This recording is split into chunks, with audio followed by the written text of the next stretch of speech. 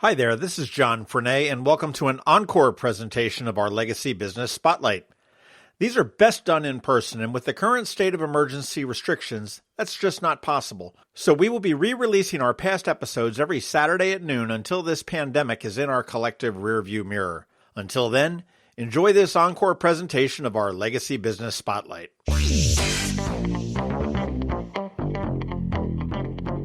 Some businesses succeed, some don't. Then there are those that seem to have been around forever. The true entrepreneurial success story. How did they do it? What was their vision? What makes a success? In this special episode for Eye on Annapolis, we speak with the true success stories, those business owners that have been around for decades, learn from their successes and failures. Now, here's host John Frenay. We're down here at Liquified Creative in Eastport, in their new headquarters, if you will, and we're joined by Shawn and Jessica Noratel, Jamie Czajkowski, and Wiggins, who are the people that make this marketing, advertising, web design firm really sort of run. And you guys have been here for a lot longer than I realized, Shawn. Yeah, a lot of people don't realize how long we've been around. We're going into our 14th year in 2020, which is great for us. And we've come from a long journey at this point, from just being a sole proprietor to being a crew of 8 or 9 and hopefully 10 to 12 in 2020. They say, what is it? If you can make it 5 years in any business, that's a good sign, and certainly 14 is something to ring the bell and be very, very proud of. What does Liquified Creative do? Where does the name come from? Wow, that's a good question. Liquified Creative comes from, I guess I'd say, a long philosophy that we have. I came from a number of different ad agencies, and so is a lot of the employees here.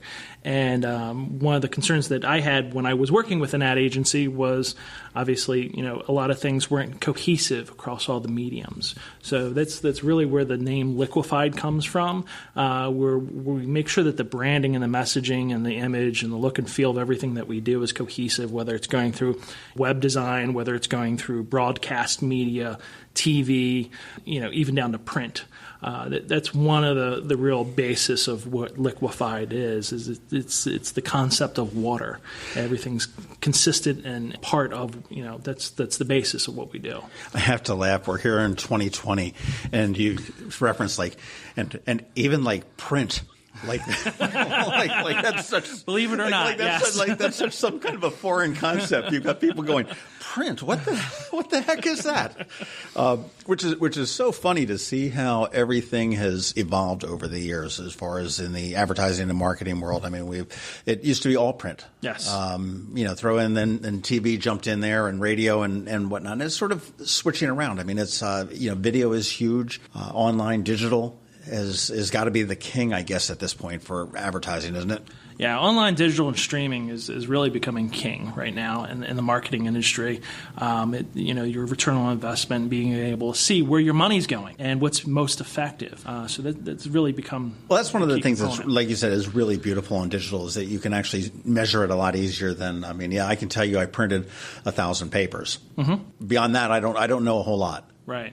I can tell you that I put them on so many driveways and whatnot, but that's really doesn't, and that's where digital really does sort of shine. You guys are here on Severn Avenue. You're in this complex has a name, and it's. It was originally the Trumpy and Sons Yacht Company here.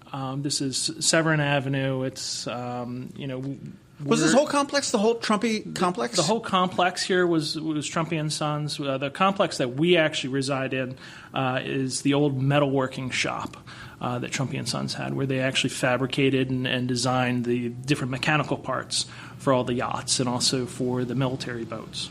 That's funny because I only sort of knew Trumpy as being the chart house. Right. Which is, I guess, where they, finished the boats and launched them, and so I didn't realize that this whole complex was part of it. Mm-hmm. But recently you guys moved in from a smaller location here to a bigger location here. That's correct. We moved into this larger space to give us an additional 1,500 square feet. Which allows us to be able to build out and have a space for photography studio, video studio, recording studio eventually at this point, but also to allow us to give a little bit more open freedom and growth across the board for our team. What's your ideal client? Okay, obviously our ideal client is the one with very deep pockets and very big budgets and unlimited budgets and everything else. That's the ideal client for everybody. But what types of clients primarily work with Liquified Creative? Wow, that's a good question. Caitlin? Well, basically, to touch on the client question, our agency, I think, is unique in that we work with a large number of client verticals. So some agencies, tend to have a wheelhouse, so to speak. Some might work strictly more with healthcare or the legal industry. We really pride ourselves on the wide array of knowledge that comes from being able to work with various client industries. One of our passionate, ideal client is the nonprofit sector. We're really passionate about working with the local community specifically and nonprofits within the county. One of the examples is we do a lot of work with Arundel Medical Center Foundation, the Hospice of the Chesapeake. There's a large number of, different organizations that we have. And I think that our clients with the, so to speak, deep pockets that you mentioned, we really do love working with them, but their support really also helps us drive our ability to give back through our efforts. Well, I know you guys have been very involved with the SPCA and the Lights on the Bay, which is just closed up over at Sandy Point State Park. You've been involved in that, the MRA's Tug of War. You were involved with the Denims and Diamonds, which is the Anne Arundel Medical Center Foundation as well. And that's it's great that you guys have jumped into the local business, because it's all about these local nonprofits, these local businesses such as Liquified Creative, such as even Buddies on Main Street and Chicken Roosts, and all these little stores are really what make the community, rather than the big box stores that are out at the mall. Or I cringe every time I hear somebody say, "Oh yeah, I got these great business cards from Vistaprint." I'm like, "Oh, just wonderful." Why aren't you going someplace else to be able to do that locally? Because you're not saving any money by Vistaprint. Right. And one thing we try to do on top of that is, not only help with that price point, but on top of that, we're not just giving money or giving services, we're also giving our time.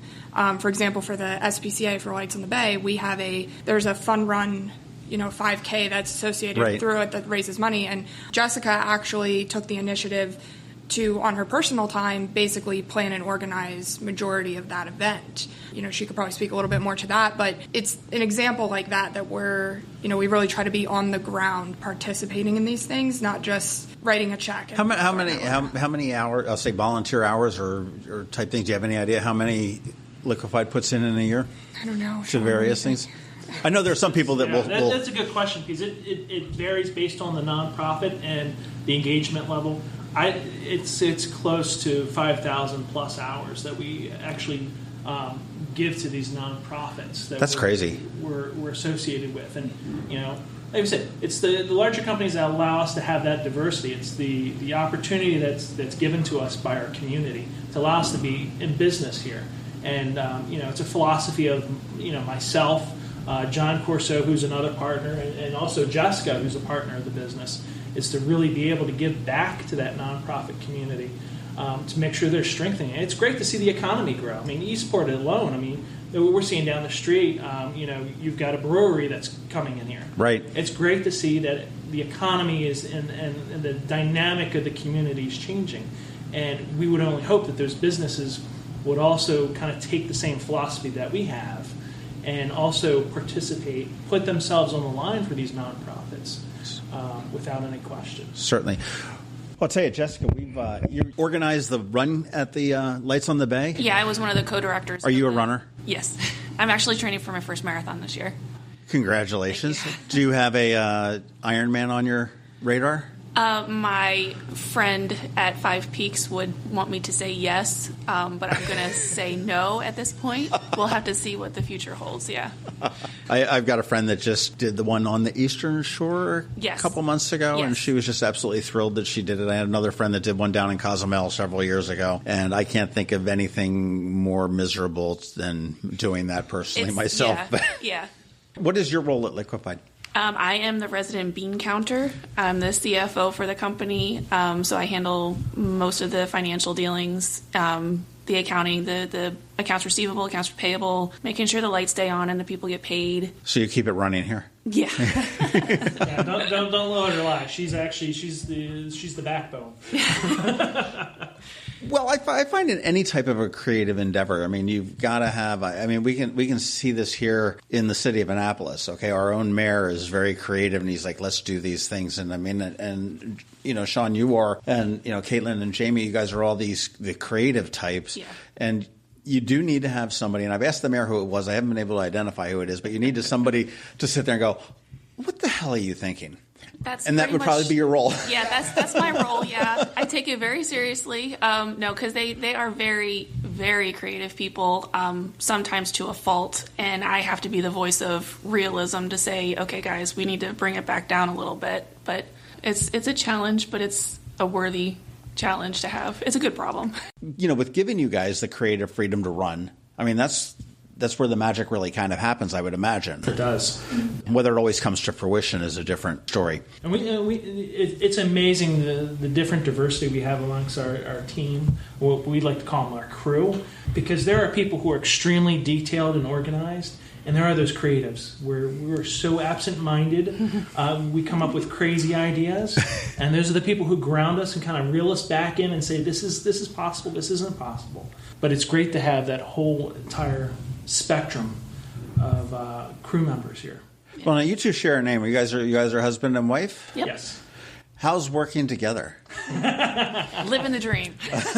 Living the dream. Nightmares are dreams too. I was running a business, and somebody asked my ex-wife and said, "Hey, do you work with your wife?" I said, "Oh gosh, no, I don't think I could do that." And it has to take a special partnership to do that. And I think probably a little bit of the opposites attracting there as far as the. I think that's probably what makes it so successful is that he is the creative and I'm more of the realist, black and white kind of person, and we strengthen each other. And we complement each other 100%. How'd you guys meet, just out of curiosity?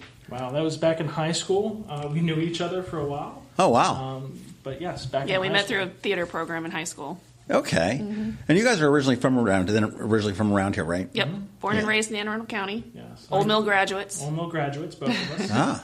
How many years ago was that? No, I'm not going to go there. I'm not going to go there.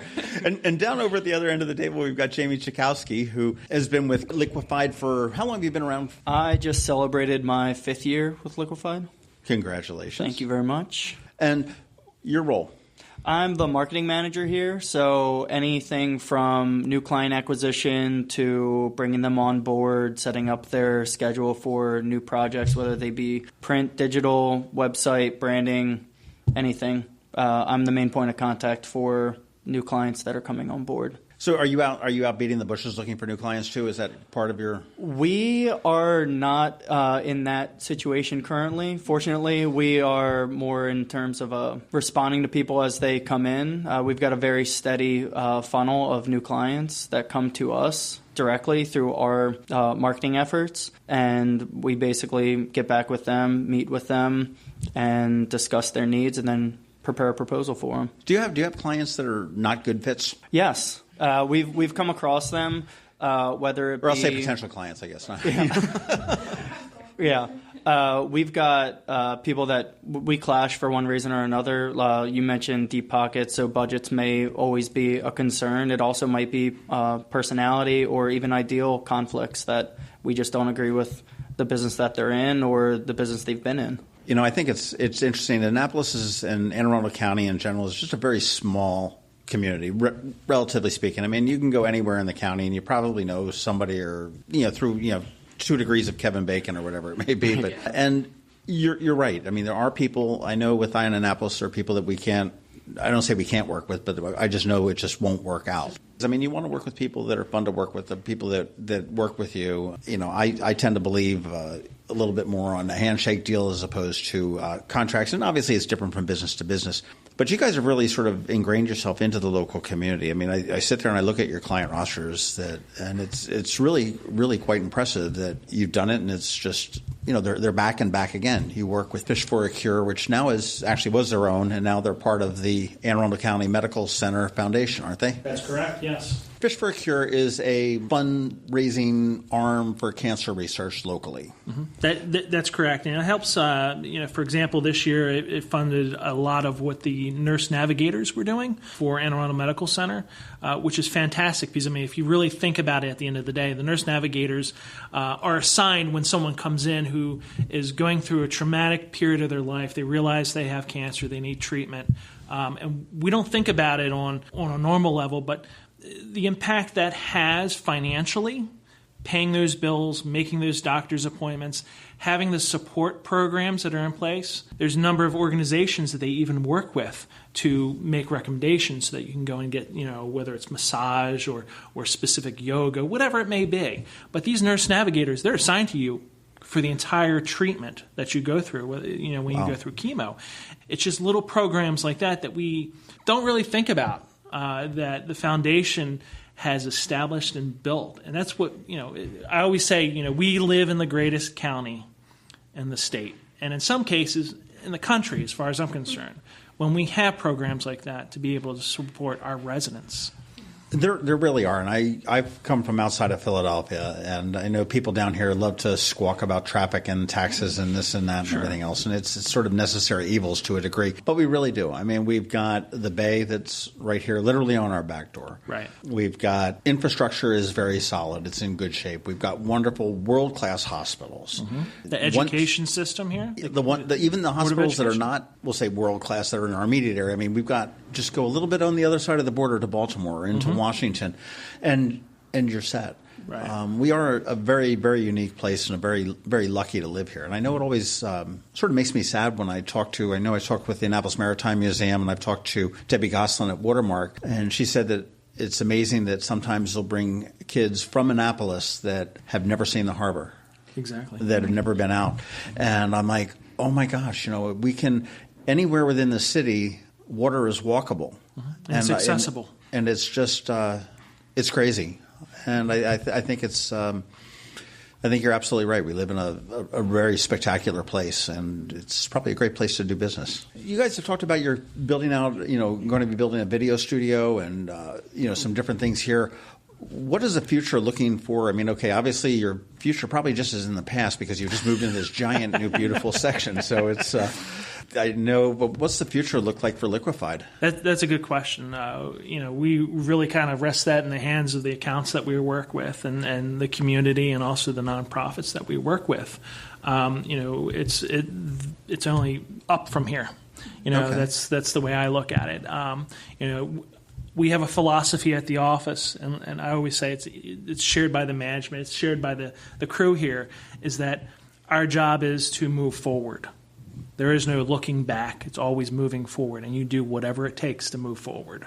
And that goes along with our company. That goes along with also how we handle our accounts and the things that we do for our partners and our clients. Well, as an advertising, and I hate to pigeonhole and say an advertising agency, but as a professional in that whole advertising realm, what are you seeing? I'm sure there's trade journals and buzz. What are you seeing as the future? I mean, I know at one point QR codes were going to be the life-changing things, and they do have their place. But I mean, what does the future hold for the? I can personally touch on that, and I think for our agency, and then I can move on to industry specific. But one of the things I really think that is a marker for the future of our agency and what sets us apart is that we continue to keep everything in-house.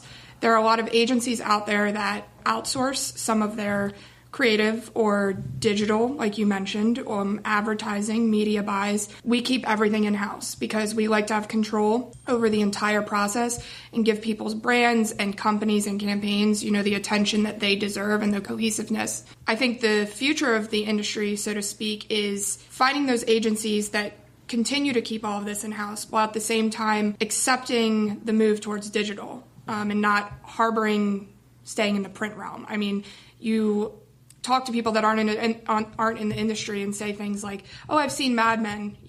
It's all print based. Everything in the history. We've got elements of that here, I'll say, but not as extreme." But I think it's accepting the fact that a lot of the foundation of the creative and everything lives in the print, but you need to be able to embrace that things are moving digital. Things are moving towards, video is going to be one of the top forms of content shared online and on social platforms. I mean, social marketing is that huge. Has been for a while, and it will continue, you think? It will continue based on industry trends that video is going to be in, VR, every kind of that. I mean, there's they're coming out with so many different forms of interactive media, not just video, but full screen experiences, different things. Well, again, I mean, a couple of years ago, I remember Ray-Ban came out with a augmented reality thing where you could put on your clip-on webcam and, look in this camera, and it would put different wayfarers and different glasses on your face, and you could turn sideways and whatnot. So this augmented reality really, and it never really took off. I mean, I know there was a thing where you could take a box, the post office even tried it, where you could take a box, put it on your desk, and aim your camera down, and it would measure your box and tell you how much postage you had. I mean, are you guys prepared, depending on whatever the next technology is, which we don't know what the hell it is going to be, to jump into that? Oh yeah, definitely. I think we've got the flexibility to do that based off of the type of business we have, the type of agency we have, and the thought process that we're always willing to take on the next new big thing and find a way to implement it. And from a personal aspect, professional aspect, I've seen the industry shift so quickly. I mean, I was a traditional print guy. I graduated from Maryland Institute, and my first job I was doing paste up. And that sounds crazy, but from that to today, your digital and your streaming is physically changing the fabric of how marketing and advertising is done. If you think about it, it used to be that you would do something on TV, a TV commercial. Where's that turning into now? It's streaming. It's streaming, and that user experience and your behaviors are being recorded every single second. And we're also able to take in that information faster based off of our generations. If you look at historically along the lines of how people take information in, it was always people had challenges with reading and writing. Streaming has nothing to do with reading and writing. It's all visual. Yeah. It's all visual. I talked to the people at the film festival, and they say that there are people that are making films not to have them in the movie theater, not to have the lights and everything else going on there, but they're making them for YouTube, for Netflix, for Hulu, specifically for that. I know some of the bands that I had when I was with WR&R talking with some of the bands. There are some bands that we're not interested in going out on tour or making albums. We're hoping that a Netflix original series will pick up our tune as a show, and really sort of started with Colby Calais, I think. She did her own little YouTube thing and morphed that into a thing. But it is amazing how the dynamics have changed. Do you ever run across clients that don't have a website at this point? Yes. We do. Believe it or not, yes. I think a lot or potential clients, I guess. Right. We do. We run into we've run into past clients and potential clients that don't see the value in having a website because they, quote unquote, the way they obtain new business is based off of word of mouth and relationships, which is all great. However, the first place someone looks is online to see your website, and if it's supposed to represent who you are, without any question. Sure. Digital front door. Digital It's front the way door. we say it now. It's your storefront. No, it absolutely is. If you don't have a store, you need a storefront. It used to be if you weren't in the yellow pages, you weren't in business. That's true.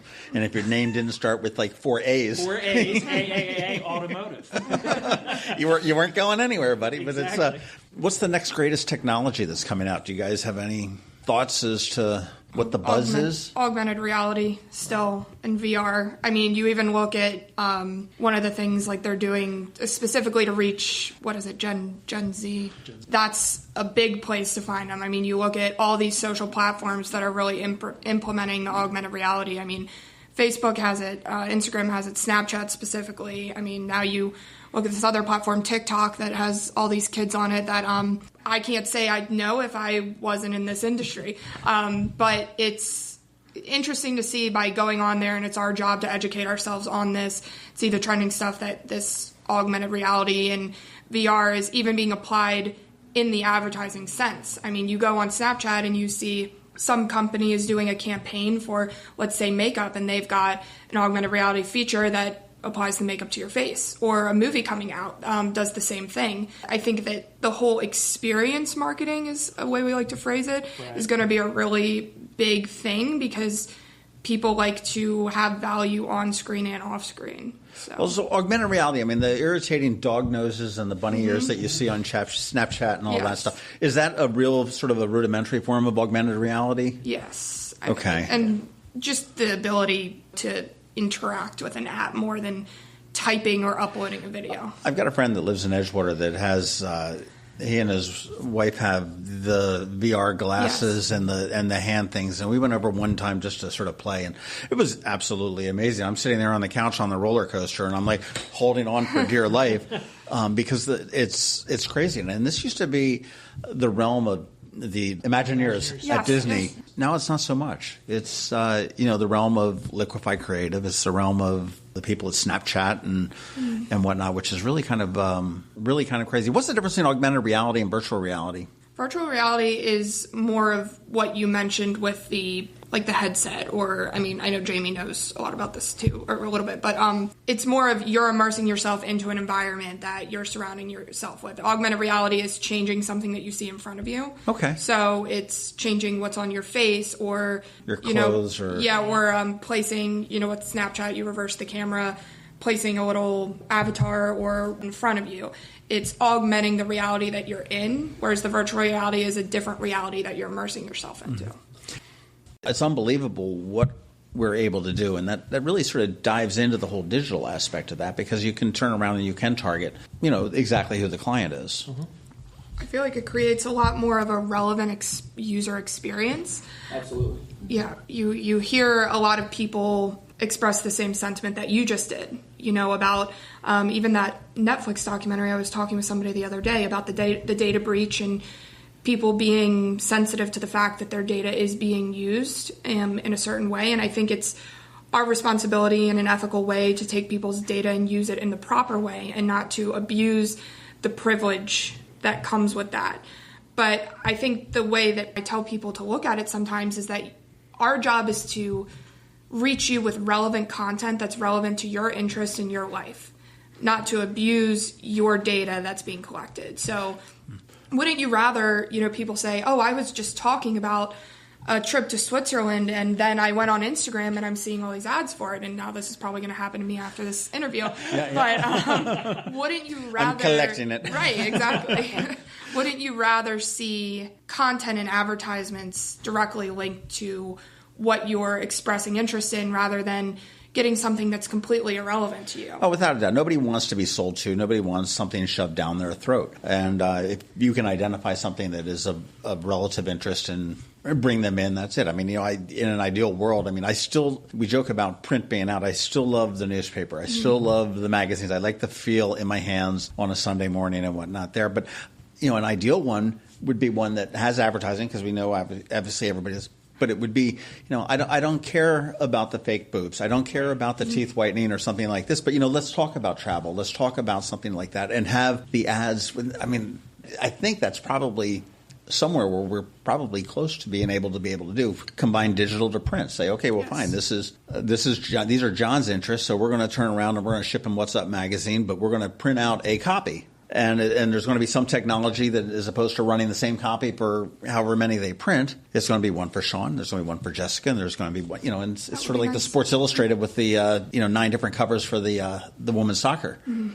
Where's the future hold for Liquified? Are you're just going to build out here and roll with the technology? Are you looking? You mentioned you're going to be bringing on new team members perhaps in 2020. Right, we're definitely expanding. Crew members, yeah. We're definitely expanding our digital capacities, capabilities, without any question. That's where we see the future resides, is in building out everything that we do digital, whether it's the ads, the digital PPC, whether it's the web, which is a huge component of what we do. And I always laugh because people say, "Hey, you guys are the web design development company." Well, that's not what we do. It's not even where we started. Believe it or not. It's a service that you offer. It's a service that we offer, and it's quite unique because there's a lot of clients that we have that don't realize the other services that we offer. They came to us for a logo, and that's all they wanted.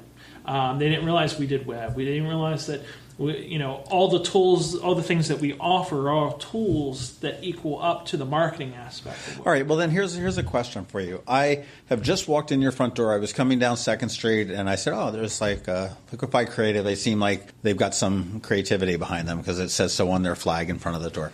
And I say, Shawn, I've just started a new company. What can you do for me? And I've got that unlimited budget. I've got the That's great. Definitely. But I mean, sir, what can you do for me? Wow, we can go from even the basis of the naming of your company, for example, doing a lot of brand research to establish the name, the look, the feel, the logo, the messaging. What's the persona? What's your client base going to be? All the way through your digital collateral. I mean, your print collateral, which people say, it's a rarity nowadays. But you need it. You need it. Sure. It's your letter. People joke when I order business cards all the time. Right. And I'm like, that is still the cheapest form of marketing you could possibly ever imagine. I've got a great story of a friend of mine that used to put business cards in every single envelope he mailed. And this is back in the days when he used to mail checks and stuff like that. Sure. But, it was every envelope that went out. And it was in a travel business. And all of a sudden he got a call for like some gigantic honeymoon. It was like a $20,000 honeymoon. And it's like, well, where did you get this? And it was like, I work in the mailroom at some company, and month after month there's a damn card falling out along with the check, and I grabbed it and I did that. I had another friend that used to slide business cards and use them as, quote, bookmarkers on airplane magazines, in-flight magazines. So for the next person that's sitting in that seat, there's a business card for the taking. Of course, he put 3 or 4 in. Yeah. But so we'll go from collateral, we'll go all the way to broadcast, we'll do digital, web. We stand behind ourselves. We say we're a boutique shop without any question. The reason we say we're boutique is because we customize the marketing catalyst, the things that we do based off of what the needs of that client is. Not all clients need Facebook. Not all clients need Twitter. Depending on what the industry needs and what their audience is looking for, we'll cater to those needs, and we'll find different modes and tools and methods based off those. Do you think every business needs to be on Facebook? No. I think a lot of times people overlook the word, to answer your question, the word branding in our tagline, so to speak. We are really here to custom tailor your brand's experience and the catalyst that delivers your brand message. We had a client come in recently that's selling high-end real estate. And one of the first things they said is, let's just throw a bunch of stuff. Should we be on Facebook? Should we be doing ads? I said, that's not your market. So I'm not going to tell you just so you'll give me more money to run ads on Facebook when I know for a fact I'm not going to reach your target demographic and it's not going to be effective. There's really no reason to, because once we finish this project and your brand, so to speak, is sold, we don't really have a reason to market it any further because all of your units have been sold and you don't plan to build any more units. So in a sense of that, so to speak, I don't think the money is valuable to be on Facebook for the people that we're trying to sell the product to. In most cases, yes, I think you should be on Facebook, but I think that it's our job to tell you for your custom brand experience that this is not going to be beneficial for you, and we're not going to suggest that you spend money with us on something that isn't going to work well for your Interesting. For your So you don't think Facebook is necessarily a digital front door like the website is? Not on equal footing. I don't think it should ever replace your website. Right. I've seen that a lot recently in the certain people in the event planner business or whatnot. They sometimes use Instagram as their, so to speak, digital front door. But you still need to, even though there is a conversion factor on Instagram where you can email someone or call someone, it's our opinion as marketers that you need somewhere to showcase the rest of what you offer. I agree with you. I mean, this would probably be on a Jessica thing, on a practical point of view. I mean, I don't own Facebook Sandbox. I mean, Zuckerberg could get a bug up his butt, and like he does all the time, and all of a sudden it's not anything of what you planned. And if you had turned around and put everything into that, you're really screwed. Right. You create your own digital front door with your website, and you control that. You control the look, the feel, the content that goes on it. Not somebody at some corporate Snapchat or Instagram or wherever doing that. And I think that makes, all the sense in the world. And getting a custom website, that's the difference. Some people say, I'm going to go on Wix or I'm going to go on Squarespace and make a website. That's great, but you still don't necessarily own it, just as you don't really own your Facebook page. Because at the snap of a finger, something can be taken away. You have limitations. But when you get a custom website or, for example, WordPress is a platform that we work on a lot, you own that website and you own that content. And even if it's removed from the digital sphere, you still have that backup and, the record. So you can do with it what you want. You don't have to rely on Wix or Squarespace's limitations, hiring a specific coder to... I think I just learned something. So Wix and Squarespace do not have a standalone, you own it type product. That's always like... You rely on their platform. Really? Okay. I mean, I know WordPress does have the two sides of it, but they've also got the open source, which is what I use. But I mean, I didn't realize that, and so that's certainly a consideration for anybody that would be looking to do that. I mean, I get that Wix and Squarespace are pretty easy, and not to knock them or anything. It works for some people, but without a doubt, it's right. We always say it's better to have something than nothing. Yes. When it comes to a website, no question about it. It's better to have something than nothing. Yeah, I mean, if you're just starting out, throw something on there, and then as you continue to grow, then we turn around and you move it off into convert it into a WordPress or what else is out there. I mean, you've got WordPress, you have Drupal, you have Joomla, you have .NET. There's so many different platforms. There's Sitecore. It just depends on obviously what is the commitment level to those platforms. Does anybody hard code anymore? There's still people who hard code out there. We used to do a lot of hard coding. We used to do a lot of customization. /div. Everything that we do here at Liquified, everything's custom. We don't go through the methodology of pulling something off the shelf. Unless you're in a really hard budget situation, we highly recommend you don't pull something off the shelf, just for the security aspect of things. We build our websites based off of what your need is now and what your need's going to be in 5 years, so that the website grows with you and it's a good housing for your content and also your marketing. So you're not taking a WordPress theme, whether it be paid or free, and then modifying it. That's correct. I mean, you obviously can if the client wants to. If needed. You could. But when we say we build custom websites, we build custom websites from the ground up. So you're taking in the WordPress infrastructure, the code, the core code, and building it out there. Wow. That's correct. With your crew here, are there any capabilities that you don't have at this point? I don't honestly think there is a capability that we don't have, just based off of the diversity of the backgrounds of everyone that's on the crew. Believe it or not, I mean, whether it's down to strategic, whether it's marketing, whether it's TV, radio.